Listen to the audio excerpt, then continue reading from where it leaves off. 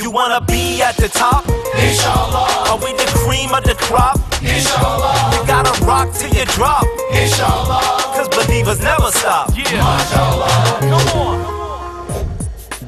This is Naeem Muhammad here at ISNA 2014 in Detroit. We're here at the Dean TV studios. Dean TV, always on, always live. We're here with our Believers in Motion segment, meeting community people who are doing amazing work. Here with Sister Khadijah Abdullah to talk to us about her organization, Rahma. Assalamu alaikum, Khadijah. Wa alaikum assalam, Brother Naeem. Thank you for having me on your show. Thank you for being with us. You're here at the convention talking about your organization, Rahma. Can you tell us a little bit about Rahma? What was the work that you guys do with Rahma? Sure. So Rahma means mercy, as you know, and our goal is to address HIV and AIDS in the American Muslim community, but through mercy. And how we do this is we do workshops, research. We do free HIV testing, and we do outreach. And at these workshops, we provide information on HIV and AIDS, and we partner with organizations to provide testing. And we have a youth program where our youth go out and talk to their peers about HIV and AIDS and conduct outreach on the streets, near the metros, in churches and masajids. And our ultimate goal is to reduce the incidence rates of HIV and AIDS in the American Muslim community and in America in general. Okay, how did you get involved with this? It's to me, it's a very, it's kind of unique. I haven't heard of a Muslim organization kind of tackling this case of HIV and AIDS. What inspired you to get involved in this work and to launch this program? Well, when I was in college, I was studying to be a nurse, and I worked part-time at a hospital as a student nurse. And I had a patient who happened to be Muslim living with AIDS. Oh, okay. And he really impacted me because I never met a Muslim living with AIDS or HIV in my life. So I learned a lot from him, and he was very depressed, very sad, very angry because he was alone. He was there for about 4 months, and no one ever came to visit him. So to me, it showed a strong message. It showed that he didn't have support from anyone, even his own community. So my goal was to change that. Okay. So he really he was like the driving force. Is it mostly stigma? Was it with abandonment, or is that what you're finding with people who you're more coming in contact with, who are suffering? I wouldn't say it's stigma because a lot of us can be very judgmental, and if someone was to come and disclose their status, people be like, "Oh, how'd you get that? What were you doing?" Instead of saying, "How can I be supportive? How can I assist you? What can I do?"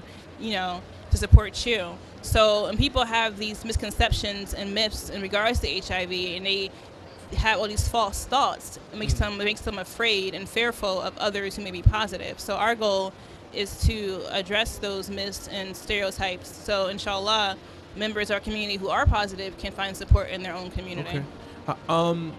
Now, if people wanted to get in touch with your organization, what's the best way that they could get in touch with you guys? Like, you have a website? Yeah, our website is www.havrahma.org, or they can email me at Khadijah, spelled Khadijah, @havrahma.org. Okay. I go on Facebook is /havrahma, and Twitter is @havrahma. At @havrahma, the @ sign. Yeah, okay, Havrahma. Mm-hmm. Nice. So when, like, how do people? I mean, what have your interactions been since starting an organization with people? I would say two groups. Like one, maybe people who don't have HIV and AIDS, and what is their reaction and then people who may have been suffering and have found you, and what kind of reaction and has that been like? I've had mixed reactions. Some people are asking, why are you doing this kind of work? This doesn't affect our community. And some are saying this actually is really needed and is long overdue. And I know that there are Muslims out there already talking about HIV and AIDS in their own communities. So I know that I'm not doing something completely new. It's been happening. But my goal is to make it mainstream. We're talking about it everywhere and raising awareness everywhere. Awesome. And then those who are positive, some people will say, don't say suffering, they'll say living and thriving with HIV, because HIV doesn't define them. It's just some people, they live life, they still do the same things we do, and we consider HIV now a chronic disease and not considered, fatal or deadly because of the treatment that's available. But some are hesitant to reach out to me because they don't know me from Adam, and I have to build trust with them and rapport. So my goal is to try my best just to educate and be positive and try to create, a trustworthy impression with Rahma, and inshallah they'll reach out. We had people reach out to us from different parts of the U.S., even all over the world, but our focus is in the U.S. So people who contact us in the U.S., we try our best to, help them. Like we have now, currently, we have a support group for Muslims who are positive, and we meet twice a month. Okay. And it's not in the D.C. area? In D.C., but they can attend virtually. Okay. So if they're living in Detroit or in Chicago or Florida, they can still log in and join them to the call or the video conference virtually. So it makes it easier.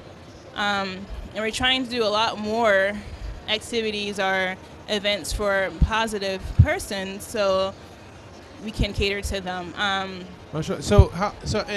And when how does it, just a support meeting like that, how does that go? Like what type of things to discuss and Well, so we ask them what they want to discuss for some parts, and then we address those issues. Might bring in someone who's a professional that deals with that certain category and talk about it.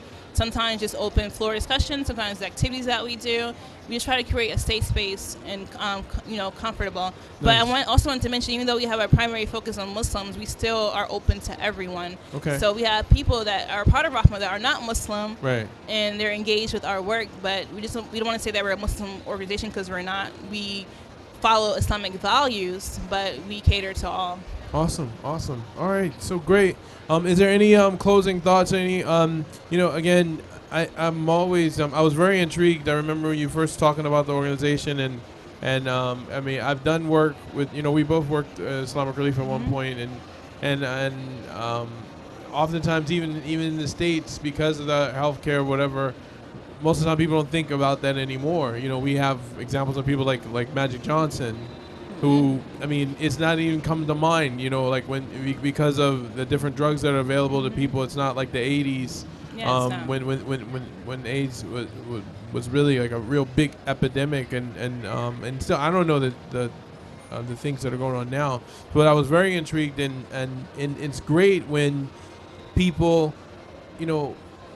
there are a bunch of different organizations that are doing stuff. Like, how many civil rights organizations are there? How many relief organizations that are out there?